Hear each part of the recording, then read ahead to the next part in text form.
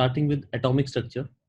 हमने यहाँ पर शुरुआती हिस्सा जो देखना था कि एटम क्या चीज है, थोड़ी बहुत डिस्कशन उसका हमने मूल कंसेप्ट में भी किया था, उसी को एक्सटेंड करते हैं। अगर मैं एटम को केमिस्ट्री की फॉर्म में डिफाइन करना चाहूँ, so this is the smallest part of element which participates in reaction, ठीक है, और which participates in chemical reaction। कि हम लोग एलिमेंट के एटम की टर्म्स में उसको जानते हैं। अगर आपने देखा हो तो पूरी स्टोइशियोमेट्री में हम बार बार लोगों के सिंबल्स लिखते रहे थे कि मैग्नीशियम रिएक्ट्स विद O2 या H2 reacts with O2, carbon reacts with hydrogen. उन सब में हम क्या कर रहे थे, हम एलिमेंट्स को रिएक्ट करवा रहे थे उनके सिंबल्स बना के। तो हम ये मानकर चल रहे थे कि उनके एटम्स के बीच में कोलिजन हो रहे हैं, उससे नए नए बॉन्ड्स बन रहे हैं, पुराने बॉन्ड्स टूट रहे हैं। तो एक तरह से बोल सकते हैं कि एटम वो स्मॉलेस्ट पार्टिकल था जो एक्चुअल में रिएक्शन में हिस्सा ले रहा था। ओके। इसमें से जो नोबल गैसेस होती हैं, noble gases such as helium, neon, xenon, argon, इन सब के एटम्स जो हैं exist as free atoms. Free atoms मतलब कि हीलियम का अकेला घूमता रहेगा, उसको किसी के साथ बॉन्ड बनाने की जरूरत नहीं है। बाकी सबके जो है, जो मैं बोल सकता हूं कि द अदर एटम्स जो है, other atoms need to exist in molecular और लैटिस फॉर्म। मॉलिक्यूलर फॉर्म का मतलब तो हो गया कि जैसे O2 है, एक मॉलिक्यूल है, H2 एक मॉलिक्यूल है, HCl एक मॉलिक्यूल है। यहां पर क्या हो रहा है कि एटम्स जो है वो आपस में एक दूसरे से कंबाइन होकर एग्जिस्ट कर रहे हैं, तो मॉलिक्यूल्स की फॉर्म में एग्जिस्ट कर रहे हैं। लैटिस फॉर्म का मतलब ये हो गया कि जैसे सोडियम का सॉलिड है या पोटेशियम का सॉलिड टुकड़ा है, मैग्नीशियम का सॉलिड टुकड़ा है, अब उसके एक सॉलिड टुकड़े में there will be millions and trillions of atoms. तो वो सारे एटम्स एक क्लस्टर के रूप में रह रहे हैं, सिंगल एटम बन के एग्जिस्ट नहीं कर सकते।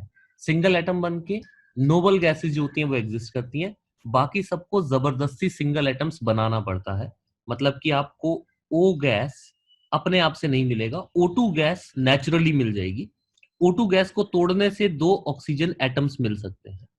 H2 गैस नेचुरली मिल जाएगी, उसको तोड़ने से 2 हाइड्रोजन एटम्स मिल सकते हैं। मतलब कि हाइड्रोजन एटम के फॉर्म में रहना नेचुरल नहीं है, H2 गैस के रूप में रहना नेचुरल चीज है। ओके। तो एटम्स को हमने बोल दिया स्मॉलेस्ट पार्ट था। नोबल गैसेस के एटम्स फ्री स्टेट में एग्जिस्ट करते हैं और बाकी ज्यादातर लोग मॉलिक्यूल्स की फॉर्म में एग्जिस्ट करेंगे। ओके। प्लस हमें यहाँ पर शुरुआती डिफरेंस ये भी पता है कि एलिमेंट किसे कहते थे और कंपाउंड किसे कहते थे।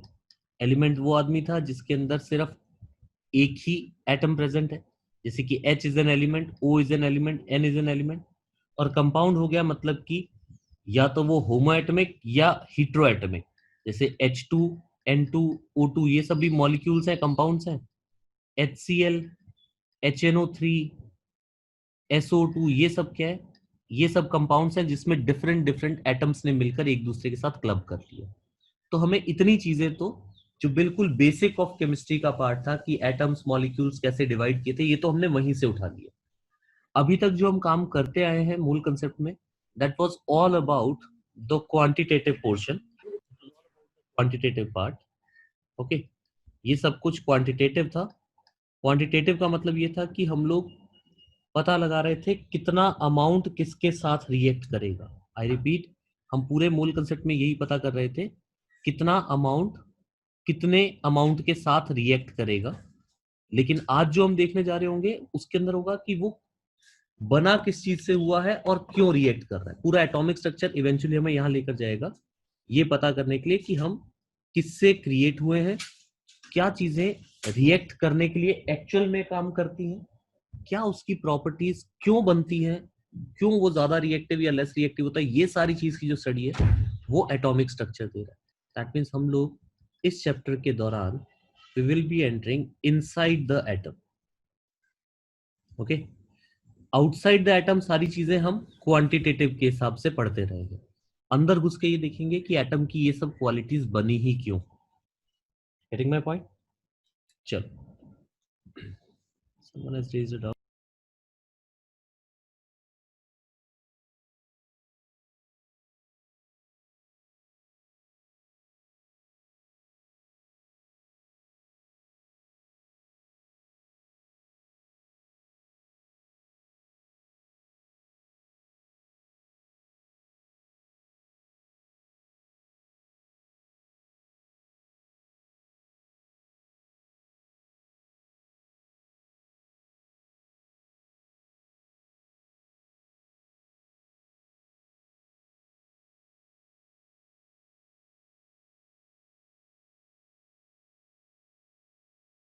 जो इसके अंदर ऐड कर रहे हैं कंसेप्ट जो एटम का, यहाँ पर अलग अलग टाइम पर अलग अलग क्यूरियोसिटीज डेवलप हुई। आई विल नॉट से दीज आर थ्योरीज, ये क्यूरियोसिटीज थी।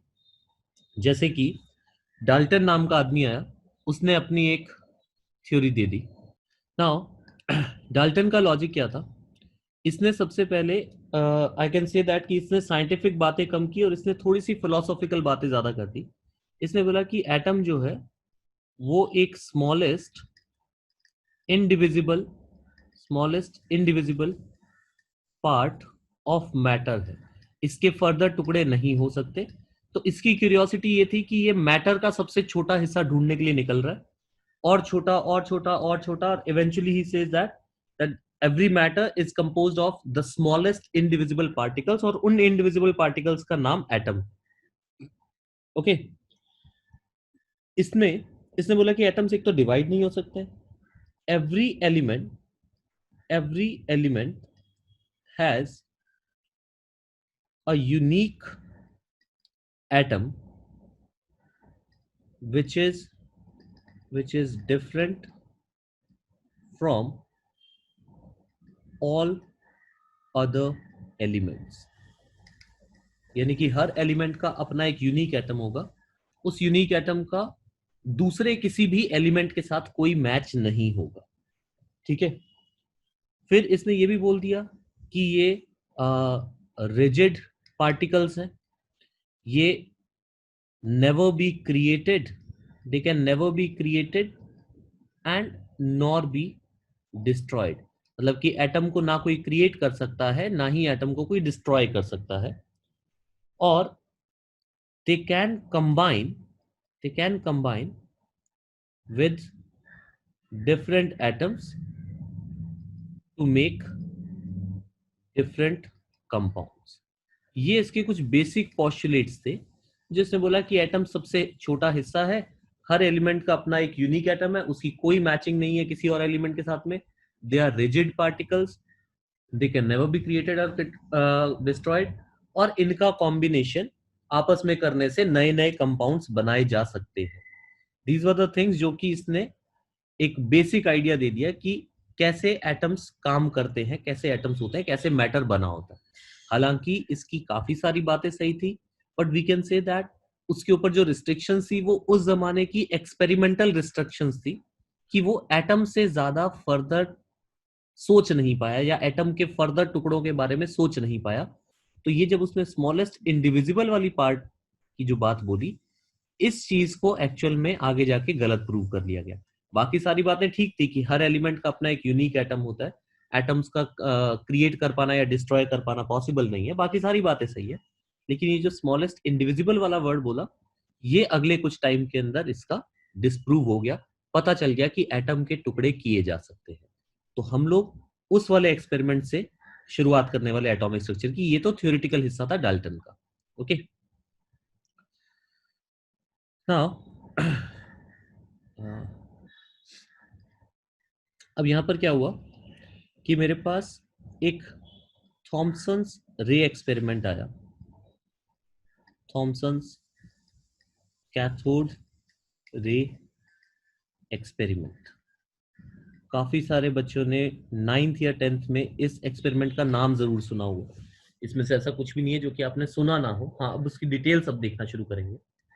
फंडा क्या हुआ कि हमने इतना तो बता दिया कि जो एटम है वो एक पॉइंट और यहाँ पर लिखना चाहिए था मुझे एटम में, कि एटम जो होता है वो न्यूट्रल भी होता है, एटम के खुद के पास कोई चार्ज नहीं होता, ठीक है। लेकिन इधर से थॉमसन एक्सपेरिमेंट की जरूरत कब पड़ी? अराउंड 1833 में, 1833 में फेराडे नाम का एक आदमी था, जिसको आपने फेराडेज लॉ ऑफ इलेक्ट्रिसिटी वगैरह वो सब 9th 10th में पढ़ा होता है कि फेराडे ने 1833 में कुछ इलेक्ट्रिकल प्रॉपर्टीज के बारे में बात की, और इलेक्ट्रिकल प्रॉपर्टीज ऑफ एटम्स की जब इसने बात की तो इसने एक तरह से मैं कहूंगा कि इसने एक क्वेश्चन रेज कर दिया, और वो क्वेश्चन ये था कि एटम्स के अंदर कोई ना कोई चार्जेस एग्जिस्ट कर रहे हैं, ओवरऑल एटम न्यूट्रल है, लेकिन उसके अंदर इलेक्ट्रिसिटी पास करने से, उसके अंदर कोई हाई वोल्टेज लगाने से देयर वर सर्टेन रिएक्शंस जो कि इलेक्ट्रिसिटी या चार्जेस को डिनोट कर रहे थे। Okay, yes Bhargav, you can disconnect and rejoin again, ठीक है। तो हुआ क्या कि फैराडे के इस क्वेश्चन के रेज करने से एक क्यूरियोसिटी डेवलप हुई कि शायद एटम के अंदर कोई चार्ज पार्टिकल शायद छुपे हुए हैं। ये क्यूरियोसिटी क्रिएट हो गया। उस क्यूरियोसिटी के ऊपर बहुत सारे लोगों ने अलग अलग एक्सपेरिमेंट्स करने शुरू किए। That was an era of ray experiments. बहुत सारे रे एक्सपेरिमेंट्स कंडक्ट किए गए। What do we mean by ray experiments? Ray experiments basically नई नई रेडिएशंस को प्रोड्यूस करने के तरीके थे। रेडिएशंस को, क्योंकि उस जमाने में लोग रेडिएशंस अलग अलग स्टडी कर रहे थे, कोई अल्फा रे, कोई बीटा रे, कोई गामा रे, कोई उसके अंदर हाई स्पीड रेडिएशन पैदा कर रहा था, कोई डिफरेंट डिफरेंट टाइप्स की लेजर जनरेट कर रहा था। So that was an era जब लोग रेडिएशंस को जनरेट करने की कोशिश कर रहे थे। They were studying the type of different radiation. तो उसी जमाने में विलियम क्रोक्स और थॉमसन ने एक एक्सपेरिमेंट किया जिसको कैथोड रे एक्सपेरिमेंट बोला गया। और इस कैथोड रे एक्सपेरिमेंट ने एक तरह से आप कह सकते हो कि पूरे के पूरे एटॉमिक स्ट्रक्चर की एक नई डेफिनेशन क्रिएट करके रख दी। So now the thing was कि एक तरफ से रेडिएशंस को स्टडी कर रहे हैं, और उसी दौरान ये भी पता चल रहा है कि कहीं ना कहीं एक क्वेश्चन रेज हो गया कि एटम के अंदर कुछ टुकड़े होने चाहिए। एटम जो है वो ओवरऑल न्यूट्रल है, लेकिन एटम की कुछ इलेक्ट्रिकल प्रॉपर्टीज दिखाई देने लगी है। और अगर किसी के अंदर इलेक्ट्रिकल प्रॉपर्टीज दिखाई दे रही है, मतलब कि वहां चार्जेस तो उसके अंदर है, और चार्जेस हैं लेकिन है वो न्यूट्रल, तो हमें उसके टुकड़े करने की एक क्यूरियोसिटी बनी। उसी क्यूरियोसिटी का नतीजा था कि हम लोग इस थॉमसन एक्सपेरिमेंट तक पहुंचे। तो let me draw that experiment setup for you. Basically मेरे पास एक कैथोड रे ट्यूब बन गया है, इसको डिस्चार्ज ट्यूब एक्सपेरिमेंट भी बोलते हैं। तो यहाँ पर बेसिक अपैरेटस क्या है? एक कैथोड है, एनोड है, connected to high voltage. That high voltage is around 20,000 volt. एक हाई वोल्टेज से कनेक्टेड है। अंदर एक गैस फिल्डअप है जो कि बहुत ही ज्यादा लो प्रेशर पर प्रेजेंट है, ऑलमोस्ट 0.1 mm Hg, ठीक है। अगर मैं इसको एटमॉस्फेरिक लेवल पे लिखना चाहूंगा तो अप्रोक्सीमेटली ये 1/7600 एटमॉस्फेयर, इतना छोटा प्रेशर अंदर फिलअप कर रखा है मैंने, ठीक है। तो इतनी छोटी सी चीज, इतनी छोटी गैस मैंने अंदर फिलअप कर दी है। अब यहां से एक्सपेरिमेंट के अंदर करना क्या शुरू किया गया? जब मैंने, अच्छा एक चीज और यहाँ पे मिस कर दी हमने। हमने सारी की सारी जो वॉल्स हैं ट्यूब की, उन सारी की सारी ट्यूब को, ये ग्लास ट्यूब है तो सारी वॉल्स को हमने एक मटेरियल से कोट कर दिया है, कोटिंग दे दी है, उसके ऊपर एक लेयर चढ़ा दी है। And that layer is of a fluorescent material. एक ऐसा मटेरियल इसके ऊपर चढ़ा दिया हमने जो कि रेडिएशन गिरने पर ग्लो करेगा। ओके, हमें नहीं पता है कि रेडिएशन कहां से कहां गिरेंगी, हमने बस लगा दिया। तो पता चला कि जैसे ही हमने हाई वोल्टेज सप्लाई की, as the voltage is given, as the voltage is given, the tube starts glowing, ठीक है। और उसका भी जो ग्लो वाला पोर्शन है वो ज्यादातर ग्लो इस एरिया में देखा जाता है। This particular part, this starts this starts to glow। और इस एरिया में अगर कोई चीज ग्लो हो रही है तो सिंपल आइडिया ये लगेगा कि यहां से कोई रेडिएशंस इसका मतलब शूट हुई हैं, जिसकी वजह से ट्यूब का ये वाला पोर्शन ग्लो कर रहा है।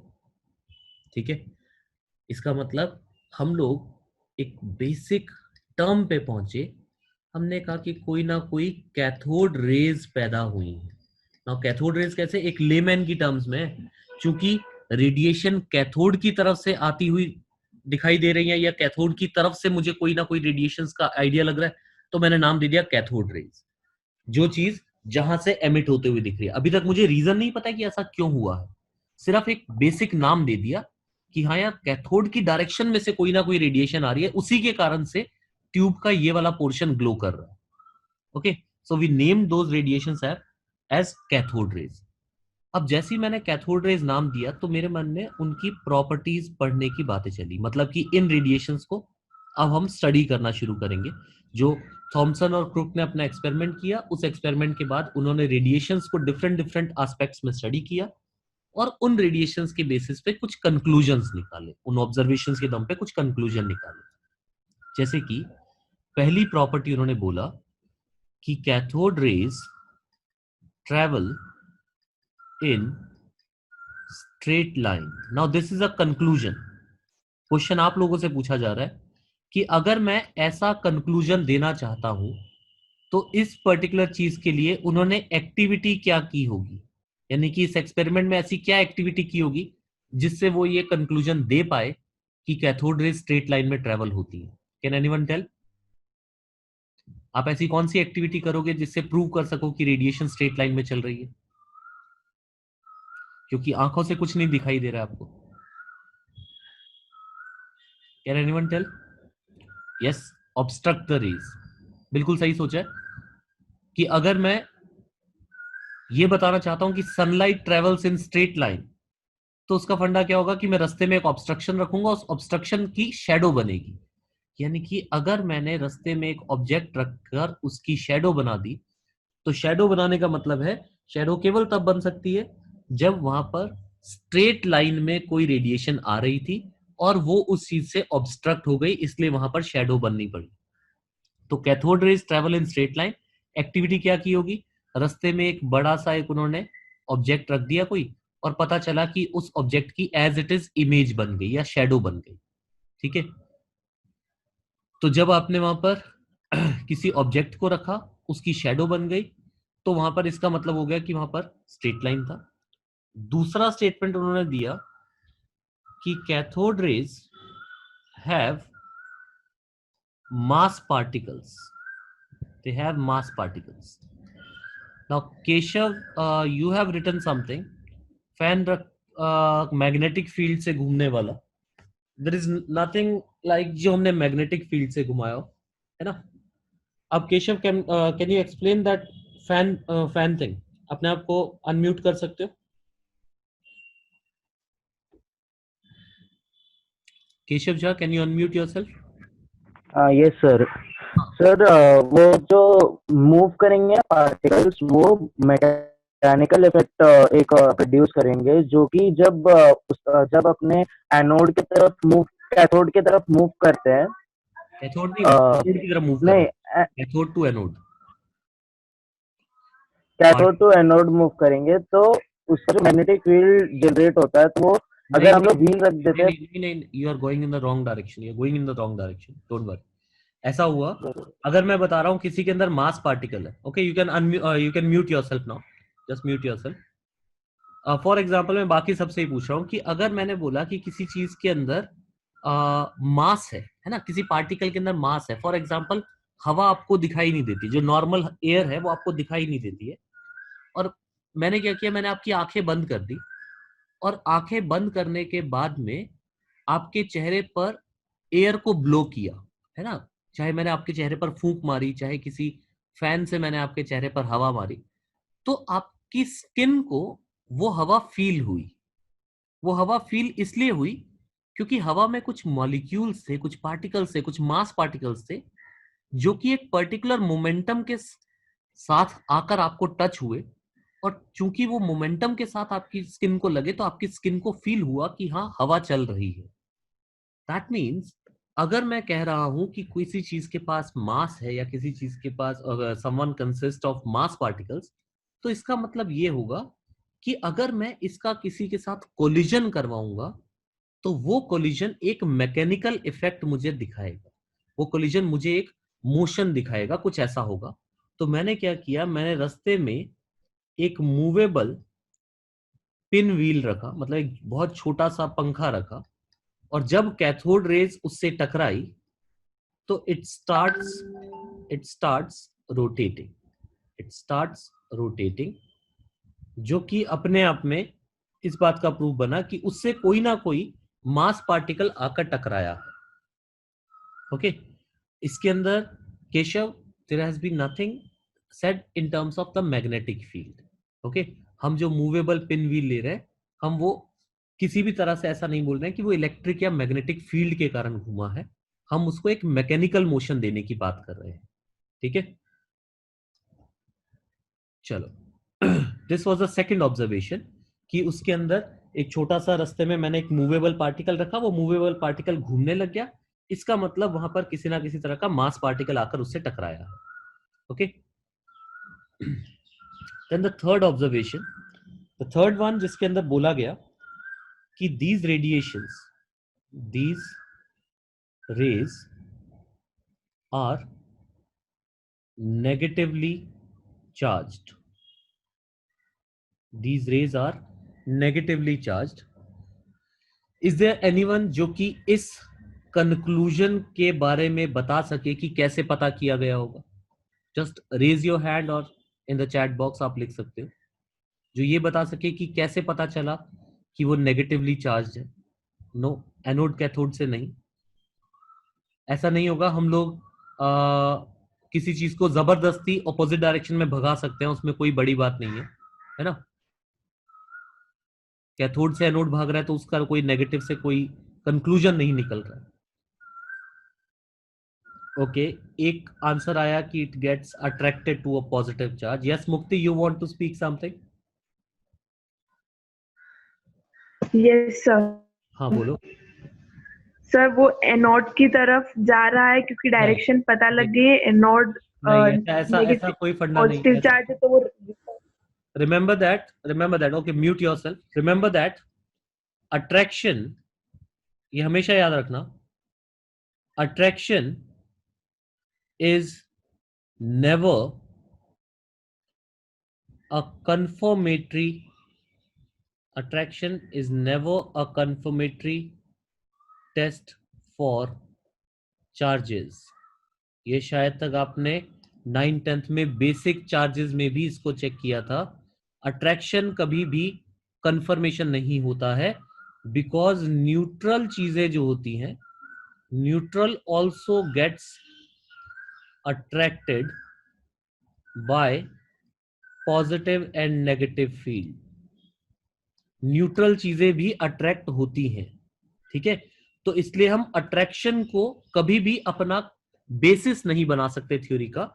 हमें यहां पे पता चलता है, ठीक है, it was attracted towards positive, लेकिन कंक्लूजन कहां से आया होगा? It was repelled by negative. मैंने क्या किया, मैंने अपनी ट्यूब के अंदर, ये जो ट्यूब यहां पर लगी हुई थी, इस ट्यूब के आसपास मैंने एक नेगेटिव फील्ड को सेटअप किया। जैसे ही नेगेटिव फील्ड को सेटअप किया तो रेडिएशंस ऐसे रिपेल होने लगी नीचे की तरफ। तो जब ऐसे रिपेल होने लगी, इसका मतलब ये हुआ है कि नेगेटिव फील्ड इन रेडिएशंस को रिपल्शन दे रही है, पॉजिटिव फील्ड इन रेडिएशंस को अट्रैक्ट कर रही है। इन दोनों स्टेटमेंट्स को देखकर मैंने बोला कि these radiations are negatively charged. Okay, 3 बड़े कंक्लूजन्स आए हैं। पहला conclusion, they travel in straight line. दूसरा conclusion, they have mass particles. तीसरा conclusion, they are negatively charged. और एक चौथा कंक्लूजन और लिख देता हूं यहां पे। चौथा और लिखा मैंने, they have high penetration power. इनकी पेनिट्रेशन पावर बहुत हाई होती है। और पेनिट्रेशन पावर हाई होने का मतलब ये हुआ therefore they have very very high speed। यानी कि अगर कोई penetration power, what do you mean by penetration power, कि रास्ते में मैंने छोटी मोटी कोई शीट्स लगाई लेकिन फिर भी ये रेडिएशंस उनको क्रॉस कर गई, दो चार और शीट्स लगाई फिर भी क्रॉस कर गई, यानी कि बहुत सारी शीट्स लगाने पर भी उनको क्रॉस करती जा रही है। तो इसका मतलब इसको पेनिट्रेट करने की पावर बहुत ज्यादा है, बहुत सारे लोगों को क्रॉस कर सकता है। और कोई भी आदमी अच्छा क्रॉस या अच्छा पेनिट्रेट तभी कर सकता है जब उसकी स्पीड बहुत ज्यादा हाई होगी। ओके, तो मुझे इतना समझ में आ रहा है कि इनका मास पार्टिकल्स हैं, चार्ज पार्टिकल्स हैं, और इनके पास बहुत हाई स्पीड भी है। ठीक है, इतनी सारी चीजों के बेसिस पर हमने बोला कि it means cathode rays are made up of tiny mass particles, that made up of tiny mass particles having negative charge। Okay, Yash Singh भी कुछ टाइम के लिए बोल सकते हो दे आर सेम, है ना, कैथोड रेज और बीटा रेज, बट एक्चुअल में उसका लॉजिक अलग आएगा। ठीक है, Sheen you have asked this second conclusion ना, cathode rays have they have mass particles. Mass particles का लॉजिक क्या आया, मैंने रास्ते में एक छोटा सा व्हील लगाया और उस व्हील को मैंने देखा कि जैसे ही कैथोड रेज स्टार्ट हुई तो वो व्हील घूमने लगा। तो व्हील घूमा इसलिए होगा कि उसके ऊपर कोई आकर छोटे छोटे टुकड़े टकराए होंगे, उन छोटे छोटे टुकड़ों ने कुछ मोमेंटम उसको पास ऑन किया होगा जिससे कि वो पिन व्हील घूम पाया, है ना। दैट मीन्स अगर मैं आपको एक छोटा सा एक पंखा देता हूं, उस पंखे को आप थोड़ा सा ब्लो करोगे, एयर ब्लो करोगे तो पंखा घूमने लगेगा। लेकिन अगर आप टॉर्च जलाओगे तो टॉर्च जलाने से तो पंखा नहीं घूमेगा, क्योंकि टॉर्च के अंदर तो लाइट निकल के आ रही है और लाइट के पास कोई भी मास नहीं है।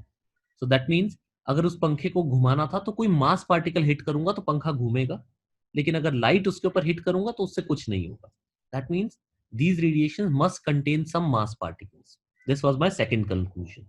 ठीक है, तो इतना पता चल गया कि कैथोड रेज कुछ टाइनी मास पार्टिकल से बनी हुई है जो कि नेगेटिवली चार्ज है। अब यहां पर एक बड़ा एक्सपेरिमेंट आया। बड़ा एक्सपेरिमेंट कैसे आया कि आप बोलोगे कि एक सेपरेट सेट ऑफ एक्सपेरिमेंट चलाने वाले कुछ लोग थे, they were named as Davisson and Germer. Davisson Germer का तुम बोल सकते हो कि इनका एक साइड बिजनेस था। साइड बिजनेस कह लो या फिर ये सोच लो, जैसे अगर मैं आज के जमाने की बात करता हूं तो आज के जमाने में हर कोई कंपनी जो है वो नए नए तरह के मोबाइल्स बना रही है। ठीक है, आज का जमाना जो है वो मोबाइल, डिफरेंट तरह के technical electronic devices, laptops, tablets, सब लोग ये बनाने लगे हुए हैं। और जब मोबाइल का एक इतना बड़ा मार्केट चल रहा है तो एक पैरेलल मार्केट चल रहा है जो मोबाइल से रिलेटेड डिफरेंट डिफरेंट एप्लीकेशंस और सॉफ्टवेयर्स बना रहा है। दैट मीन्स एक कंपनी है, एप्पल है, सैमसंग है, इनका काम है बहुत बड़े बहुत अच्छी क्वालिटी के फोन्स बनाना, उनमें बहुत अच्छे सॉफ्टवेयर डालना वगैरह वगैरह सब कुछ कर दिया। प्लस एक सेपरेट सेट ऑफ लोग है जो और सॉफ्टवेयर्स या एप्लीकेशंस या हार्डवेयर्स या अटैचमेंट्स बना रहे हैं। तो उनका बिजनेस भी अच्छा ग्रो कर रहा है जब तक मोबाइल का मार्केट ग्रो कर रहा है।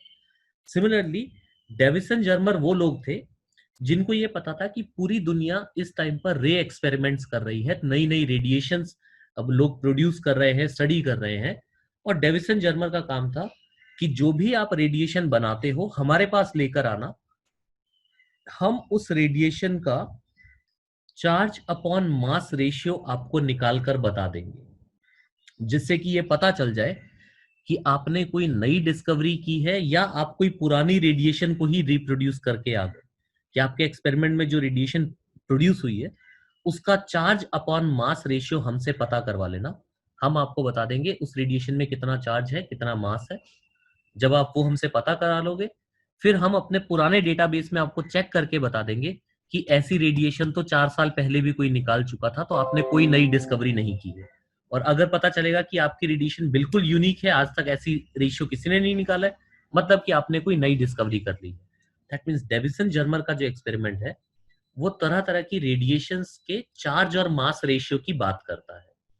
तो यहां पर जब कैथोड रे को लेकर गया हम लोग गए वहां पे, तो कैथोड रे में एक बहुत यूनिक चीज निकल के आई कि इसका जो चार्ज अपॉन मास रेशियो था, या इसी को कुछ लोग E/m रेशियो बोलते हैं, इसका जो चार्ज अपॉन मास रेशियो था, it was constant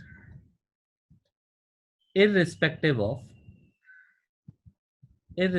of the gas taken.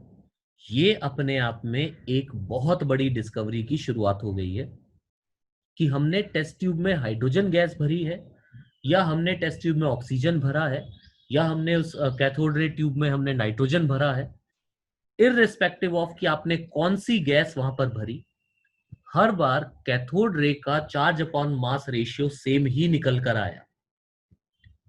इसका मतलब अब पहली बार एक हिंट मिला कि it means that all gases या all elements must contain a certain common fundamental particle. They must contain a certain common fundamental particle जो कि हर एलिमेंट में प्रेजेंट हो। तभी तो मैंने किसी भी गैस को फिलअप किया, हर बार एक जैसी कैथोड रेज पैदा हो रही है, मतलब कि हर गैस के अंदर या हर एलिमेंट के अंदर कोई ना कोई ऐसी चीज है जो कॉमन टू ऑल है, और वही अगर कॉमन टू ऑल में पता कर लूं तो वही कॉमन टू ऑल एक फंडामेंटल पार्टिकल बनेगा। उसी पार्टिकल को अगर मैं देखूं तो वही पार्टिकल टाइनी मास पार्टिकल है जो कि नेगेटिवली चार्ज्ड है, और फिर इसका नाम दिया गया electron. It was named by a person whose name was Stoney. Stoney नाम का एक आदमी था जिसने इलेक्ट्रॉन टर्म कॉइन कर दी, और उसने बोला कि हर एलिमेंट के अंदर, चाहे उसका एटम कैसा भी हो, छोटा हो, बड़ा हो, रिएक्टिव हो, नॉन रिएक्टिव हो, जैसा मर्जी एटम हो, लेकिन हर एटम के अंदर इलेक्ट्रॉन जरूर होंगे। इलेक्ट्रॉन एक टुकड़ा बनकर आ गया, या इलेक्ट्रॉन एक नया टुकड़ा डिस्कवर हो गया कि हर एटम के अंदर एक छोटा सा मास पार्टिकल प्रेजेंट है जो कि नेगेटिवली चार्ज है, और वो हर एलिमेंट के अंदर एक जैसा प्रेजेंट है। ओके, सो मैं बोल सकता हूं कि मैंने पहला सब एटॉमिक पार्टिकल डिस्कवर किया। दिस इज द फर्स्ट सब एटॉमिक पार्टिकल, सब एटॉमिक फंडामेंटल पार्टिकल, जिसे इलेक्ट्रॉन का नाम दिया गया। और सोच के देखो, इस आदमी ने आते ही, यानी कि थॉमसन के एक्सपेरिमेंट ने आते ही पूरी की पूरी एटॉमिक फिजिक्स को चेंज कर दिया, क्योंकि अभी तक लोग सोचते थे एटम ही सब कुछ है।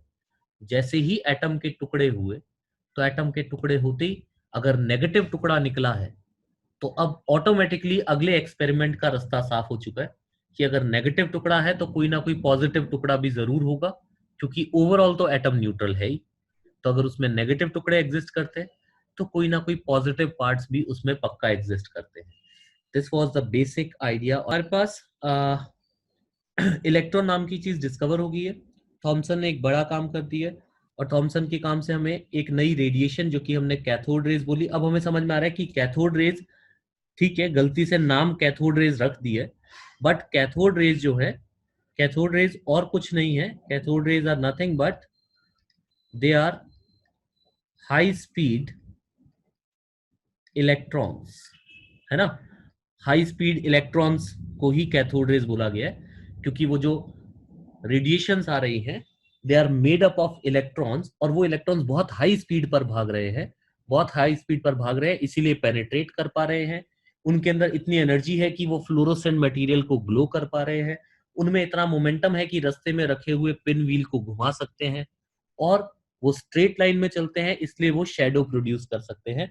ये सारी चीजें अब समझ में आने लग गई कि हाई स्पीड इलेक्ट्रॉन्स के कारण ही ये सारी प्रॉपर्टीज जो अभी तक स्टडी कर रहे थे वो ऑब्जर्व हो रही थी। ओके, तो कैथोड रे के नाम पर हमने इलेक्ट्रॉन डिस्कवर कर लिया। एक और एक्सपेरिमेंट किया गया, which I will call it as a desperate attempt, that was anode ray experiment. मैं इस एक्सपेरिमेंट को ज्यादा नहीं पढ़ाऊंगा। ये एक प्रकार का डेस्परेट अटेम्प्ट था। डेस्परेट अटेम्प्ट ऐसे था कि कुछ लोग फेमस हो गए हैं कैथोड रे के नाम पर, तो कुछ और साइंटिस्ट को लगा कि नहीं हमें भी फेमस होना है, तो चलो अगर नेगेटिव रेडिएशन डिटेक्ट हुई है हम पॉजिटिव को स्टडी करेंगे। तो उन्होंने अपना एक एनोड रे एक्सपेरिमेंट परफॉर्म किया, ओके, जिसको एनोड रे या फिर उसको कैनाल रेज भी नाम दिया जाता है ना। चलो एनोड रे एक्सपेरिमेंट या कैनाल रे की बात कर रहे हैं, तो इसके ऊपर काम करने वाला आदमी था, that was Goldstein.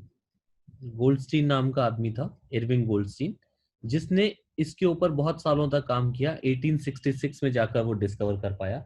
If you look at the timeline, आप सोचो कि कैथोड रे एक्सपेरिमेंट 1859 में हुआ, ये 1859 में हुआ। 1859 से पहले 1833 में क्वेश्चन उठा था कि क्या एटम के फर्दर टुकड़े हो सकते हैं।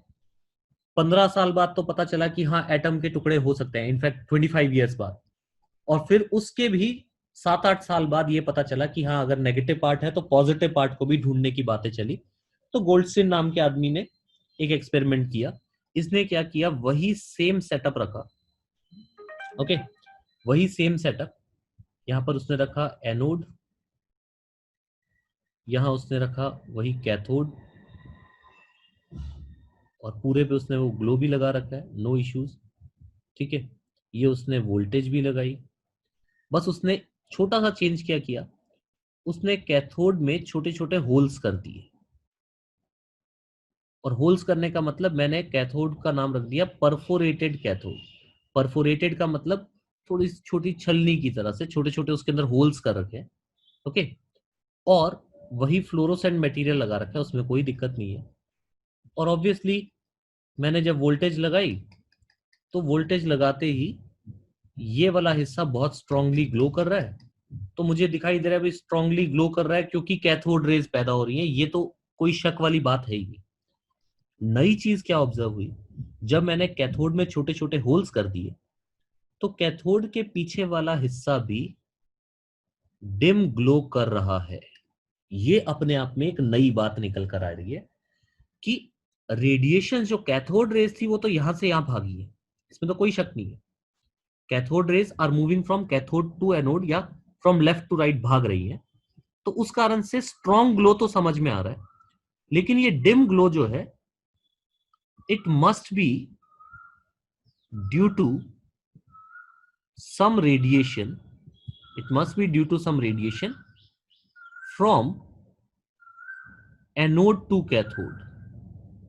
और ये बात लॉजिकल इसलिए लग रही है कि अगर आपके इलेक्ट्रॉन्स कैथोड टू एनोड भाग रहे हैं, दैट मीन्स अगर नेगेटिव चार्ज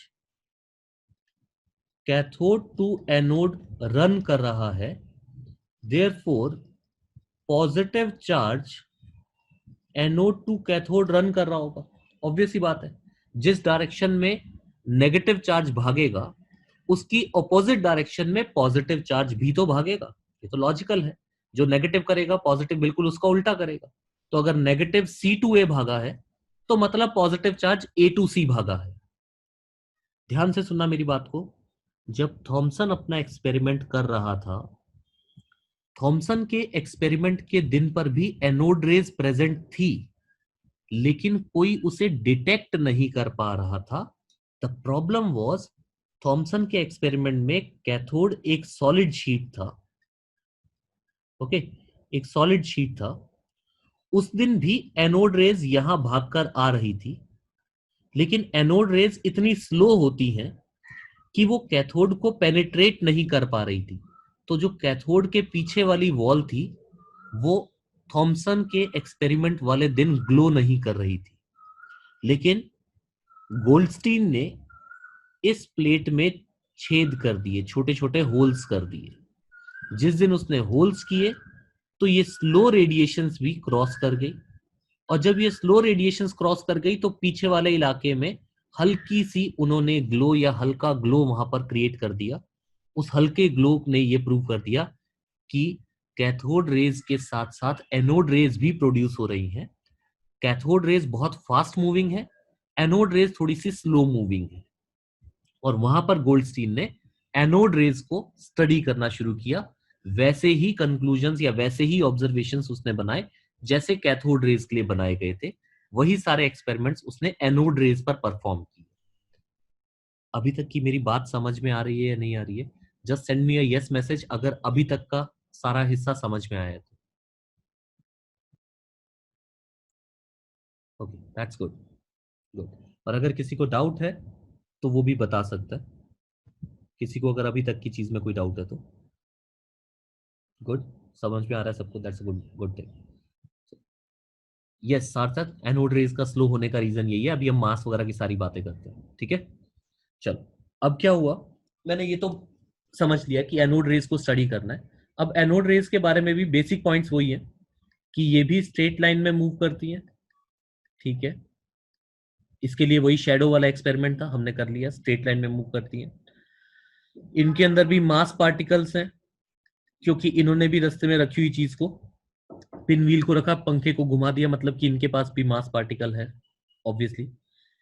तीसरी चीज आ गई, they are positively charged. Experiment वही है, अट्रैक्शन रिपल्शन करके देखा, तो ये पॉजिटिवली चार्ज रेडिएशन है। They are very slow, slow and less penetrating, ठीक है? इनकी पेनिट्रेटिंग पावर कम है, लेस पेनिट्रेटिंग लोग हैं। तीर्थ, किस तरह की रेजिस्टेंस की बात कर रहे हो? Tirth Kamdar, can you unmute?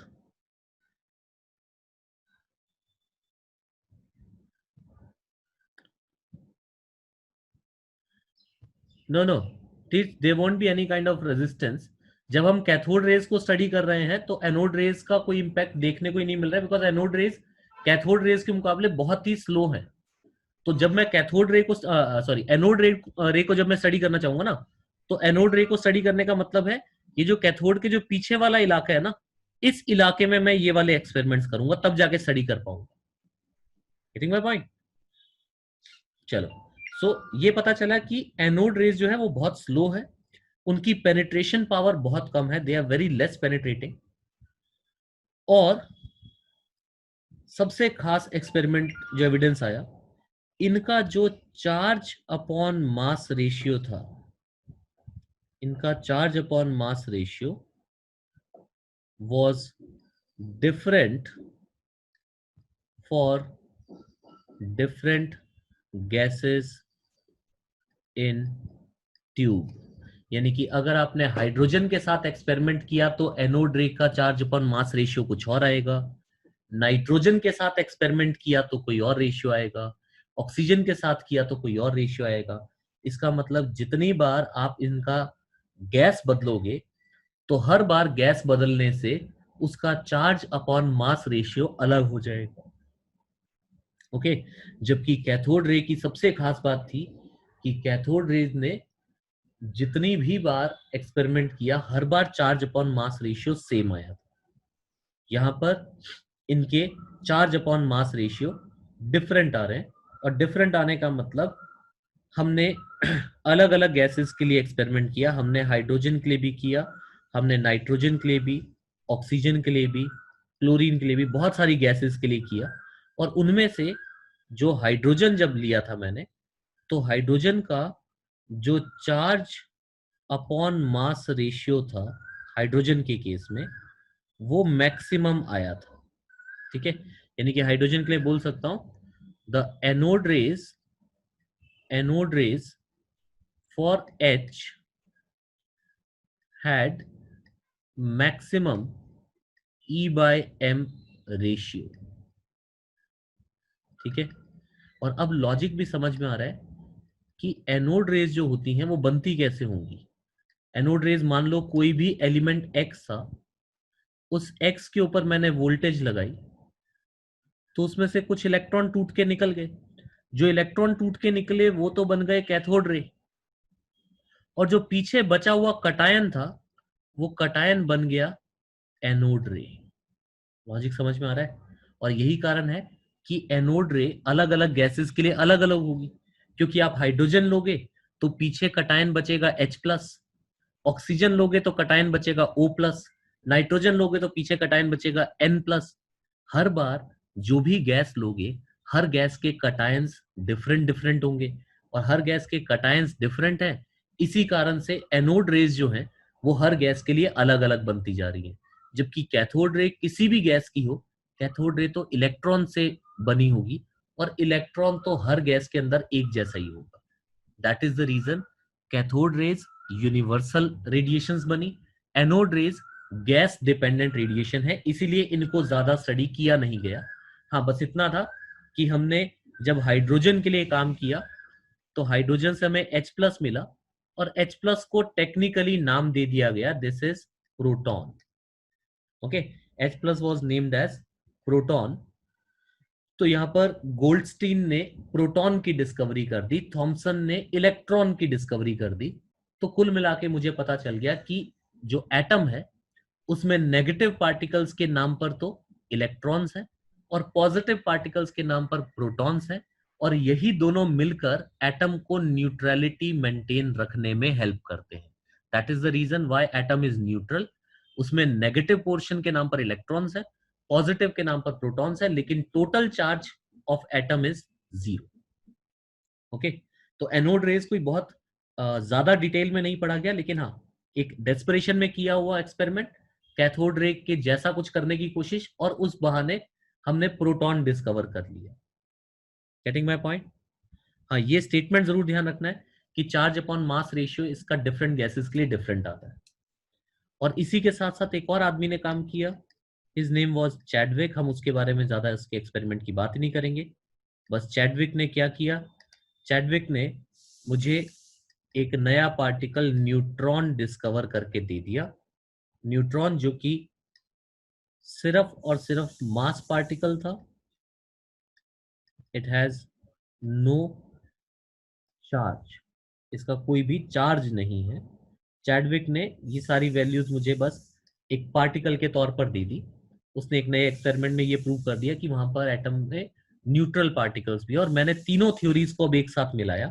मतलब कि मैंने थॉमसन, आपका गोल्डस्टीन और चैडविक, इन तीनों को साथ में मिलाया। तीनों ने पार्टिकल्स अपने अपने बताए थे। इसने इलेक्ट्रॉन बताया, इसने प्रोटॉन बताया, और इसने न्यूट्रॉन को बता दिया। और हमने कहा यही 3 फंडामेंटल पार्टिकल्स मिलकर आपके एटम को कंस्ट्रक्ट करते हैं। 3 फंडामेंटल पार्टिकल्स इन एटम। ये हम बात कर रहे हैं आज से 150 ईयर्स या 130 ईयर्स पहले की, क्योंकि आज के टाइम पर एटम के अंदर 3 टुकड़े नहीं है। आज के टाइम में एटम में 18-20 टुकड़े पता किए जा चुके हैं। मतलब कि इलेक्ट्रॉन्स के भी फर्दर सब पार्ट्स, प्रोटॉन के फर्दर सब पार्ट्स, वो सब काम चलते रहते हैं। पायोन्स, मेसॉन्स, म्यूऑन्स, पाई मेसॉन्स, बहुत सारे पार्टिकल्स और निकल गए हैं, क्वार्क्स निकल गए हैं। ठीक है, हमें उन सब में नहीं जाना। हम तो बस ये कह रहे हैं कि 3 फंडामेंटल पार्टिकल्स हमें 3 लोगों ने दे दिए। इन सब ने जो इसका चार्ज बताया, चार्ज पता करने के लिए और लोग थे। आपका मिलिकन एक्सपेरिमेंट था, हमें वो सब अभी नहीं करना है। उसने चार्ज बताया कि 1.6 into 10 to the power minus 19 coulombs with a negative charge. This is the charge on electron. Charge का सिंबल Q रहेगा। Charge on proton is 1.6 with a positive sign into 10 to the power minus 19 coulombs. Chadwick ने neutron का बताया, it is a 0 charge, neutral species है। जब मास की बात आई तो 9.1 into 10 to the power minus 31 kg, ये मास पता चला इलेक्ट्रॉन के लिए। 9.1 into 10 to the power minus 31। इसका मास पता चला 1.67 into 10 to the power minus 27 kg, और इसका 1.67 के आसपास ही होता है। जैसे इसका 1.672 होता है, इसका 1.675 होता है, into 10 power minus 27 kg. I can say that mass of proton is nearly equal to mass of neutron. Okay, हालांकि ये दोनों मास काफी बड़े हैं as compare to mass of electron. Mass of electron बहुत छोटा है, वो 10 to power minus 31 के ऑर्डर का है। ये लोग -27 के ऑर्डर के हैं। अप्रोक्सीमेटली बोलते हैं तो mass of proton is nearly 1840 times of mass of electrons. Okay, इतना ज्यादा भारी है एक प्रोटॉन इलेक्ट्रॉन से, जिस कारण से मैं ये भी बोल सकता हूं, we can say that all the mass of atom is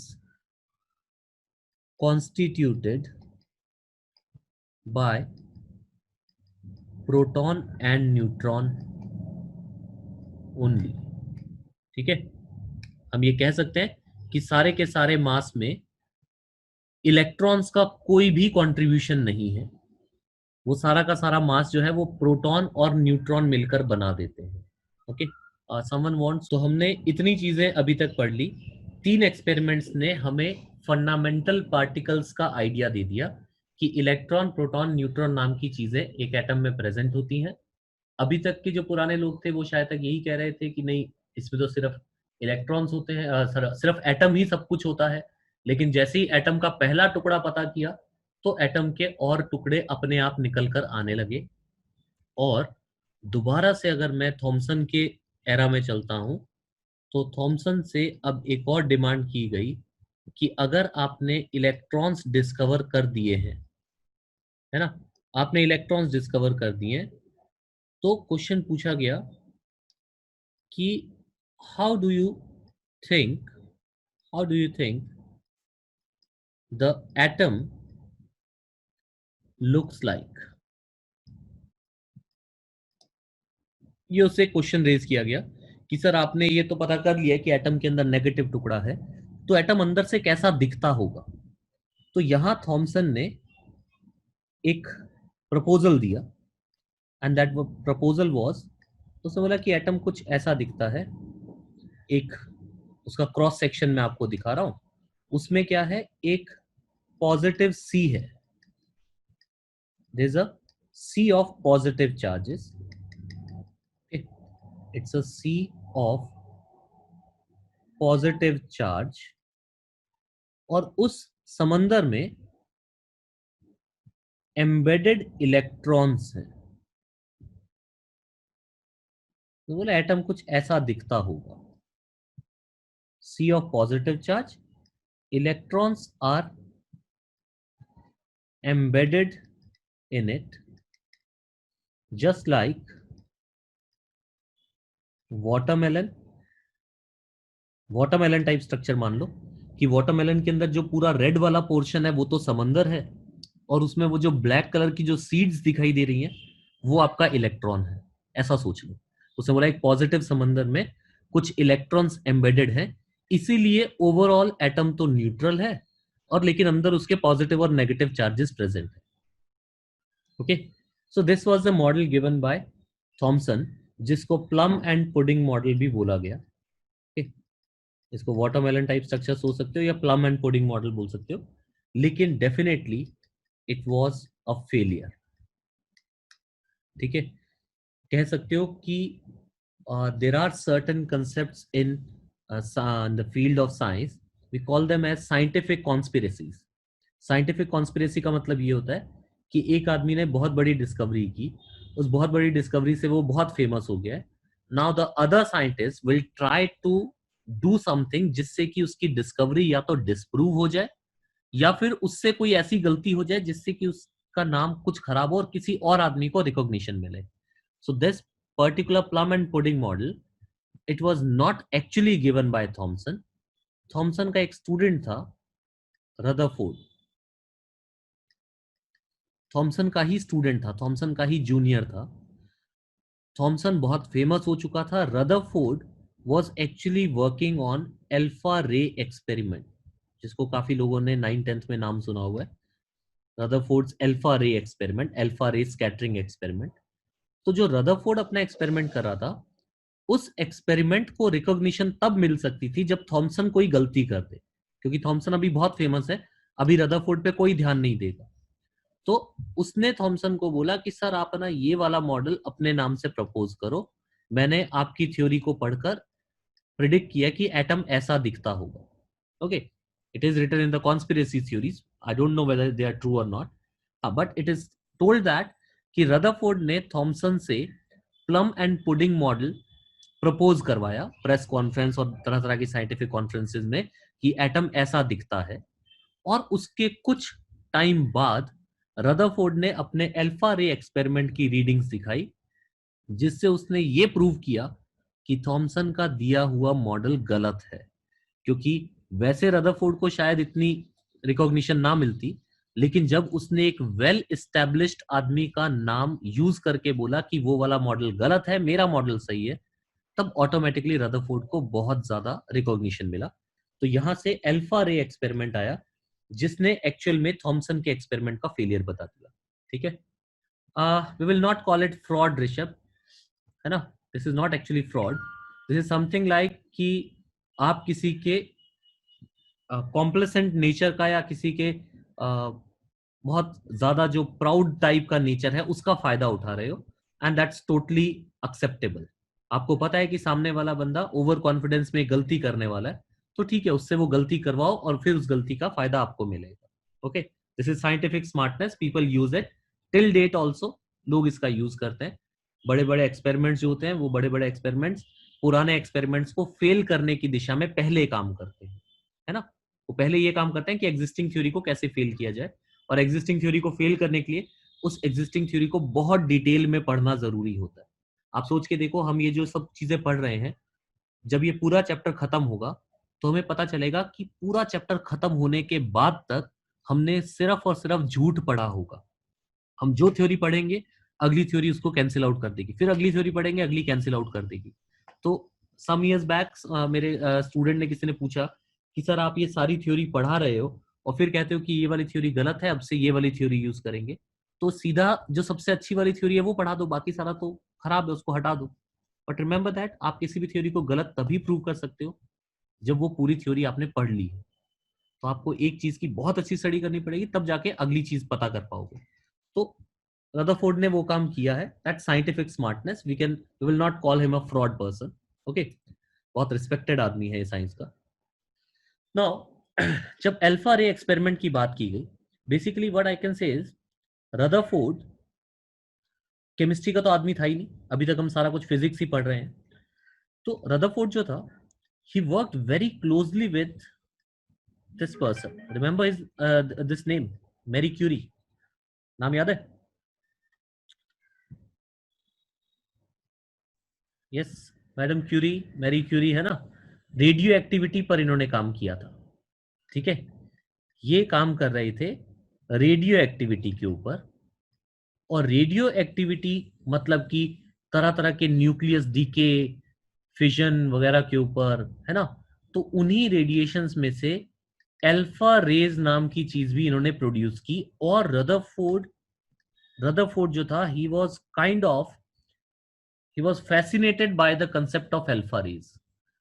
I can say that Rutherford ने अपनी लाइफ का बहुत बड़ा हिस्सा डेडिकेट किया अल्फा रेज के प्रोडक्शन, उनकी प्रॉपर्टीज, उन अल्फा रेज के दम पर तरह तरह की चीजें क्या क्या की जा सकती हैं।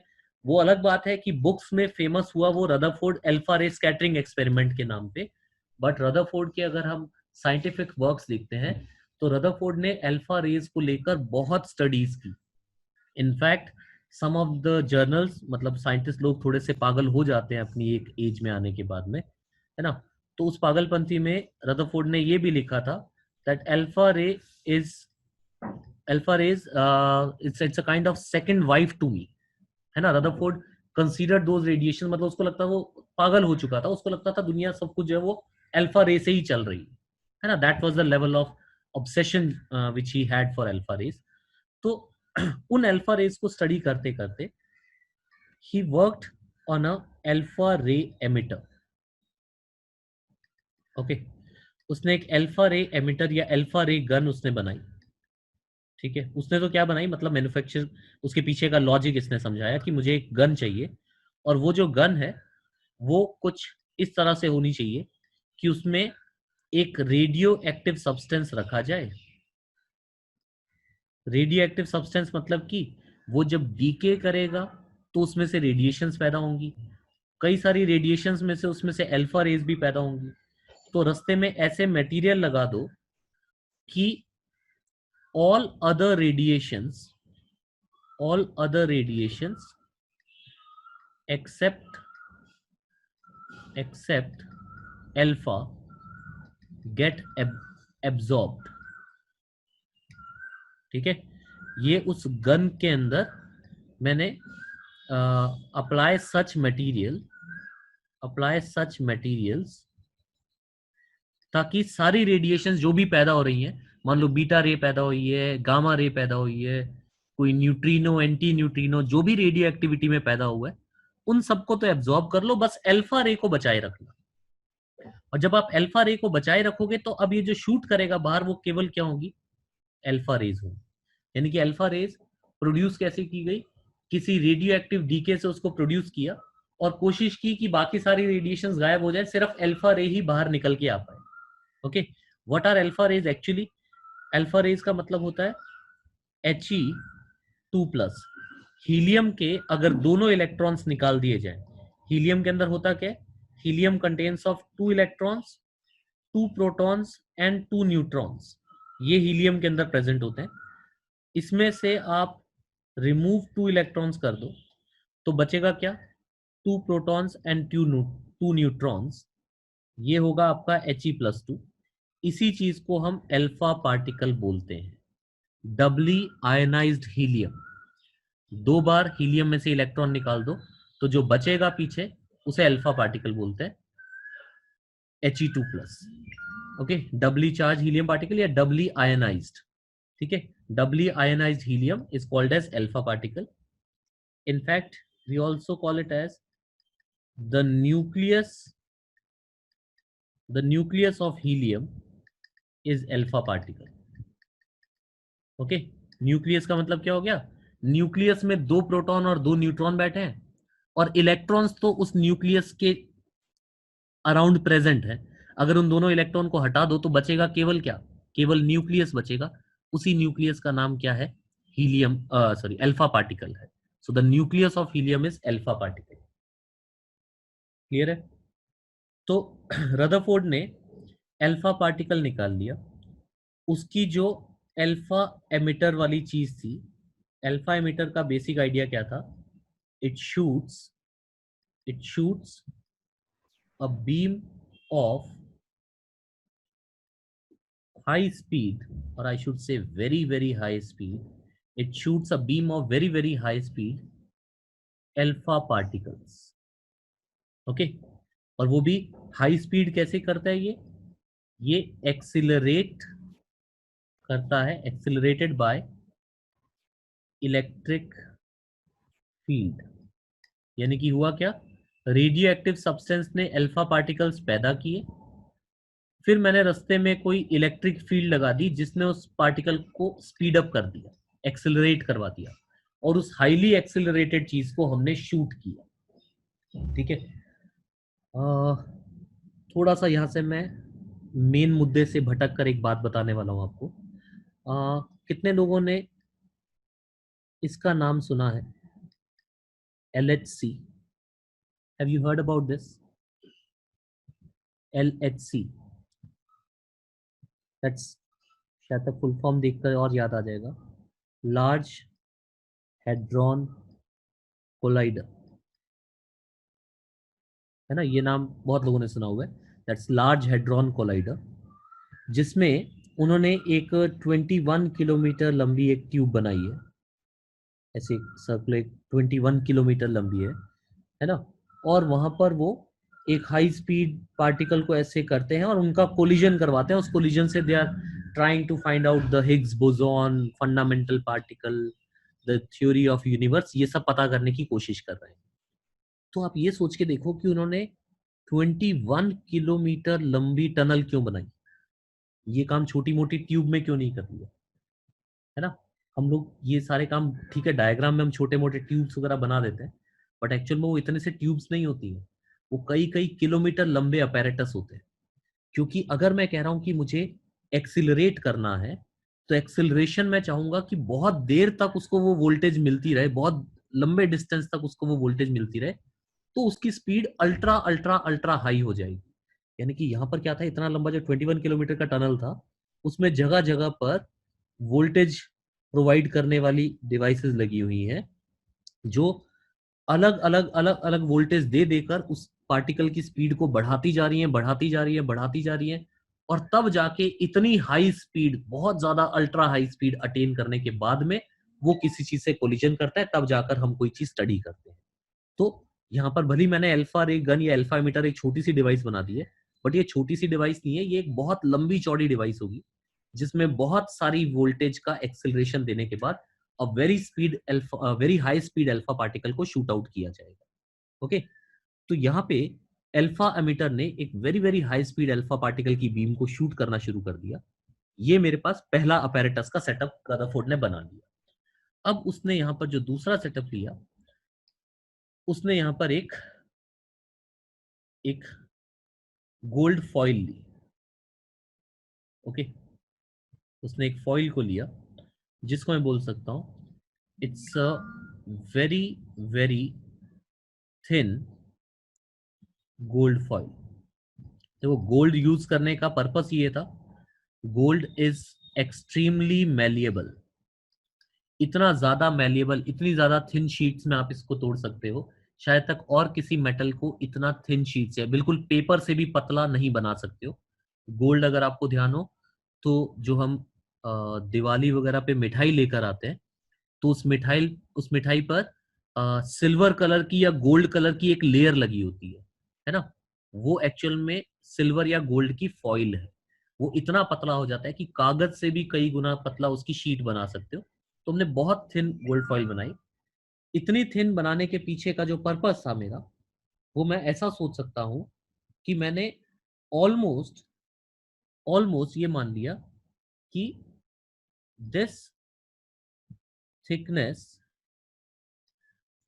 of foil was so small, the thickness of foil was so small that it can be assumed, it can be assumed that only one atom will be present when someone crosses the foil या crosses the sheet, या present भी नहीं, only one atom will be encountered, ऐसा बोल देते हैं, only one atom will be encountered when someone crosses the sheet। Okay, मतलब कि शायद तक इतनी पतली है कि इसके अंदर एटम्स ऐसे लगे हुए हैं, तो जब कोई आदमी क्रॉस कर रहा है तो उसका कोलिजन शायद तक एक ही एटम के साथ होगा। इतनी पतली है कि उस थिकनेस के अंदर बस एक ही एटम फिट हो पा रहा है। ठीक है, ऐसा नहीं है कि एटम के पीछे एटम के पीछे एटम, 4-5 एटम से आपको नहीं एनकाउंटर करना पड़ेगा, आप एक ही एटम से एनकाउंटर करते हुए क्रॉस करोगे। तो इतनी थिन शीट लेने का लॉजिक होपफुली आपको समझ में आ रहा है। मैं अपनी बीम को हिट करवाना चाहता हूं और मैं एक एटम को स्टडी करना चाहता हूं, लेकिन एक एटम तो मिलेगा नहीं, तो मैंने इतनी थिन शीट बना दी कि उस शीट के अंदर से जो ऑब्जर्वेशंस आएंगे, those observations can be kept similar to the observations जो कि एक एटम के साथ आने चाहिए थे। तो हमने एक इतनी पतली शीट बना दी कि हमने कहा जो भी ऑब्जर्वेशन आएगी, वी कैन अज्यूम कि वो ऑब्जर्वेशन एक एटम से आने वाली ऑब्जर्वेशन है। ओके, तो इसलिए हमने गोल्ड को सिलेक्ट किया ताकि हम इतनी ज्यादा थिन शीट को कंस्ट्रक्ट कर सकें। पॉइंट समझ में आ रहा है मेरा? यहां से अब मैं अल्फा रेज को शूट करूंगा, यहां से अल्फा रेज शूट की जाएंगी और ये पूरा का पूरा एक डोम टाइप का सेटअप होगा। अभी मैं छोटा करके दिखा देता हूँ। एक डोम टाइप का सेटअप होगा जहाँ की पूरी वॉल्स पे हमने जिंक सल्फाइड यानी कि ZnS लगा रखा है, और ZnS जो होता है वो ग्लो करता है जब उसके ऊपर रेडिएशन गिरती है, और हम उस ग्लो वाले पॉइंट्स को स्टडी करेंगे कि कहाँ कहाँ ग्लो हो रहा है, कहाँ ज्यादा ग्लो हो रहा है, कहाँ कम ग्लो हो रहा है, और उसके बेसिस पे आइडिया लगाएंगे कि अल्फा रेज इस शीट में से कैसे पास हुई, क्या वो अनडिफ्लेक्टेड पास हुई, क्या वो डिफ्लेक्ट होकर पास हुई, क्या ज्यादा डिफ्लेक्शन आया, ये सारी चीज स्टडी करने वाले। ओके, पहले मुझे बता दो, अगर यहां तक की चीज समझ में आई है तो you can just send a yes message. उसके बाद हम रदरफोर्ड के सारे कंक्लूजन्स की बात करते हैं। अभी तक की चीज में समझ में आ रहा है सबको? It's good, good. आज की क्लास थोड़ी सी मैंने स्लो भी रखी है, ये सारा थ्योरेटिकल हिस्सा आज खत्म हो जाएगा, तो हम नेक्स्ट क्लास के अंदर क्वांटम के ऊपर एंटर करेंगे वो। और इस पूरे पर ZNS की स्क्रीन थी, तो उसने क्या देखा कि जो सबसे ज्यादा ग्लो है वो एग्जैक्टली उस एरिया में है जिस एरिया से शूटिंग हो रही है, यानी कि बिल्कुल उसकी सीध में सबसे ज्यादा ग्लो आ रहा है। ठीक है, थोड़ा थोड़ा ग्लो यहां पर भी आ रहा है, मैं उसको डिफरेंट कलर दिखा देता हूं। थोड़ा थोड़ा ग्लो इस इलाके में भी आ रहा है, थोड़ा और कम ग्लो जो है वो इस इलाके में आ रहा है, फिर थोड़ा और भी कम ग्लो जो है वो आपका बोल सकते हो कि येलो, इस इलाके में और भी कम ग्लो आ रहा है, और ऐसे करते करते अलग अलग एरिया में ग्लो की परसेंटेज कम होती जा रही है, जिससे कि मैंने छोटे छोटे ऑब्जर्वेशंस लिखने शुरू किए। पहला ऑब्जर्वेशन लिखा that maximum alpha rays pass through the atom undeflected. Okay, क्योंकि देखो अगर मैंने मान लेते हैं कि हमने 1 लाख अल्फा पार्टिकल्स को शूट किया था, तो 1 लाख में से पता चला कि 95,000 जो या 99,000 जो लोग थे, वो 99,000 तो जहां से चले थे बिल्कुल उसकी स्ट्रेट लाइन के अंदर जाकर उन्होंने हिट कर दिया। मतलब कि एक पार्टिकल यहां से चला था और एग्जैक्टली यहीं पहुंच गया। ठीक है, एग्जैक्टली सेम लाइन में जाकर हिट कर दिया, मतलब कि उसके अंदर कोई डिफ्लेक्शन आया ही नहीं। कुछ ही पार्टिकल्स ऐसे थे जो ऐसे डिफ्लेक्ट हुए थे, यानी कि 99% लोग तो सीधे ही चले गए थे। तो मैंने बोला कि maximum alpha rays pass through the atom undeflected. इसका मतलब ये हुआ कि of the space most of the space inside the atom most of the space inside the atom is empty। ये सबसे पहली चीज निकल के आई कि एटम के अंदर का मैक्सिमम स्पेस खाली पड़ा है। और आप बोल सकते हो कि मैंने इसी पहले कंक्लूजन पे ही जो थॉमसन मॉडल था, थॉमसन मॉडल को यहीं पर फेल कर दिया मैंने, क्योंकि थॉमसन के हिसाब से पूरे एटम के अंदर एक पॉजिटिव चार्ज का समंदर है, पॉजिटिव चार्ज का क्लाउड है। तो रदरफोर्ड ने बोला कि अगर उसके अंदर पॉजिटिव चार्ज का समंदर होता तो मैं इधर से पॉजिटिव पार्टिकल्स को ही तो शूट कर रहा हूँ, अल्फा पार्टिकल्स भी तो मेरे पॉजिटिव पार्टिकल्स हैं। अगर एक पॉजिटिव समंदर होता तो समंदर में तो इन अल्फा पार्टिकल्स को रिपल्शन मिलता, और फिर तो ये इधर उधर भटक जाते, क्रॉस तो कर नहीं पाते। लेकिन मैंने देखा कि 99% से ज्यादा पार्टिकल्स सीधा सीधा क्रॉस कर गए हैं, मतलब कि कोई पॉजिटिव चार्ज का समंदर, कोई पॉजिटिव क्लाउड अंदर प्रेजेंट नहीं है पूरे एटम में फैला हुआ। एटम का मैक्सिमम स्पेस खाली पड़ा हुआ है। Okay, this was the very first conclusion, strong conclusion था। पहले कंक्लूजन ने आते ही थॉमसन के मॉडल को फेल कर दिया।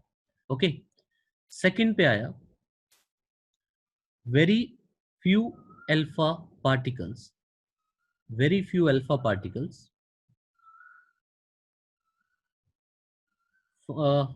got deflected, very few particles were deflected by small angles। ठीक है, ये छोटे छोटे उनके अंदर डिफ्लेक्शन आ रहे थे पार्टिकल्स में, कोई ऐसे चला गया, कोई ऐसे चला गया, छोटे छोटे डिफ्लेक्शंस आ रहे थे। और डिफ्लेक्शंस आने का एक इशारा था, it means there must be there must be some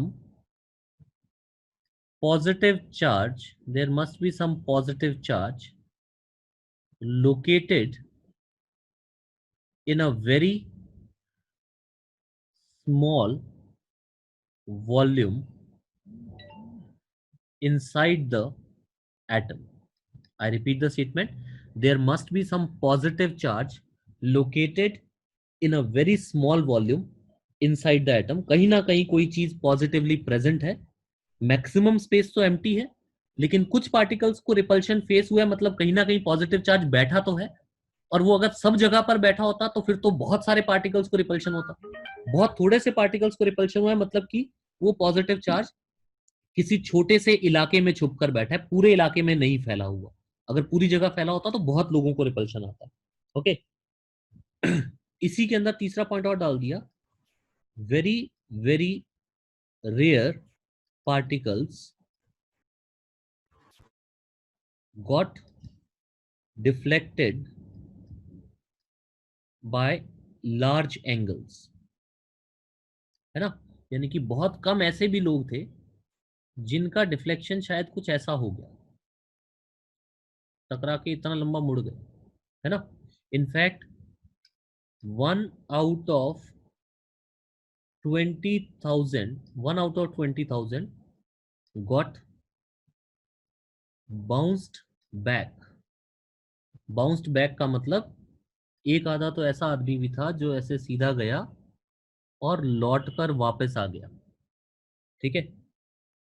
अगर मैं पॉइंट नंबर 2 और 3 को मिलाकर देखता हूं तो दो चीजें एक साथ समझ में आ रही हैं कि पॉजिटिव चार्ज एटम के अंदर प्रेजेंट तो है, कहीं ना कहीं छुपकर छोटे से इलाके में बैठा हुआ है, और उस छोटे से इलाके के अंदर बहुत ज्यादा मास है, बहुत ज्यादा डेंस है वो छोटा सा इलाका. क्योंकि अगर वो हल्का फुल्का आदमी होता तो इतनी हाई स्पीड से भागते हुए पार्टिकल को बाउंस बैक नहीं करवा सकता था. बाउंस बैक वही आदमी करवा सकता है जो खुद बहुत भारी भरकम है ना. दैट मीन्स जो न्यूक्लियस है, जो न्यूक्लियस अभी तक टर्म नहीं आई है, वो कह रहा है वो पॉजिटिव चार्ज एक ऐसे सेंटर पे बैठा हुआ है, एक ऐसी छोटी सी एरिया में बैठा हुआ है जहां पर वो बहुत डेंस है, बहुत स्ट्रॉन्ग उसका चार्ज, बहुत स्ट्रॉन्ग उसका मास, सारा का सारा हिस्सा वही कंसंट्रेटेड है, और वो सारी चीजें एक छोटी सी वॉल्यूम ऑक्यूपाई करके बैठी हुई है. ओके. तो यहां पर हमने कंक्लूजन क्या दिया? The whole mass and whole positive charge of atom is concentrated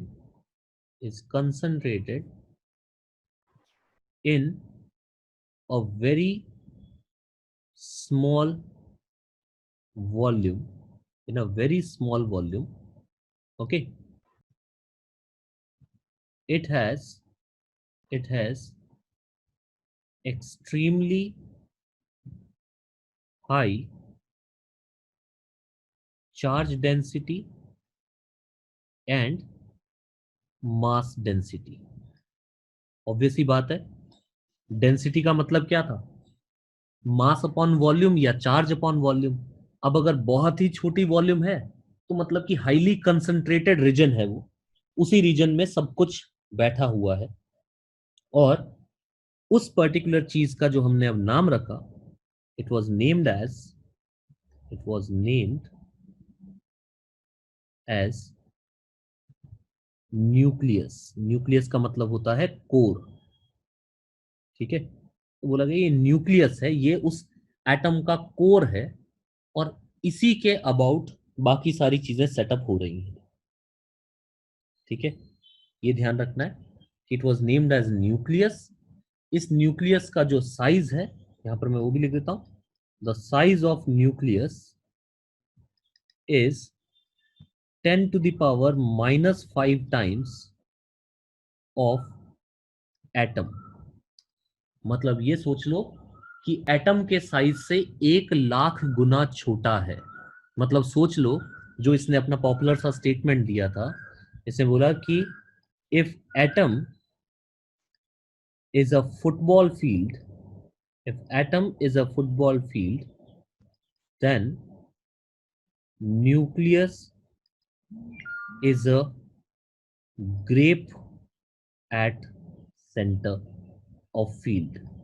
यानी कि एक फुटबॉल फील्ड के सेंटर में आप अंगूर का दाना रख दो, वो जो अंगूर का दाना है ना, वो न्यूक्लियस है.